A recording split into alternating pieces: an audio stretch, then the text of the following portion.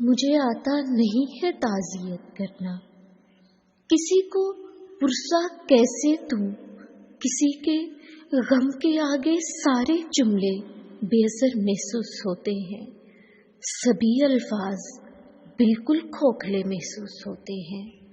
کوئی پیاروں کو اپنے کھو کر بیٹھا ہو، اس سے کیا کہے بندہ؟ بہت افسوس ہے مجھ کو، بہت ہی دکھ ہوا ہے آپ کے نقصان پر، بہت ہی دکھ ہوا ہے آپ کے نقصان پر مجھ کو۔ خدا رحمت کرے ان پر جو پردہ کر گئے دنیا سے دے کر دکھ جدائی کا، خدا دے صبر ان کو جن کی قسمت میں جدائی کا علم لکھا گیا ہے۔ خدا رحمت بھی کرے گا، خدا ہی صبر بھی دے گا، مگر یہ لفظ کیا دل کو سکون دیں گے، یا بس ہر سمت سے آتے ہوئے پرسے کی گونجیں ہی بنیں گے؟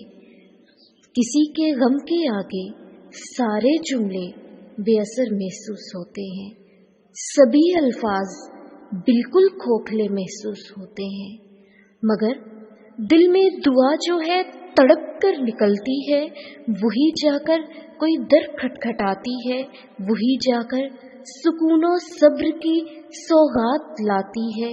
میں پرسہ تو نہیں دیتی، دعا البتہ دیتی ہوں۔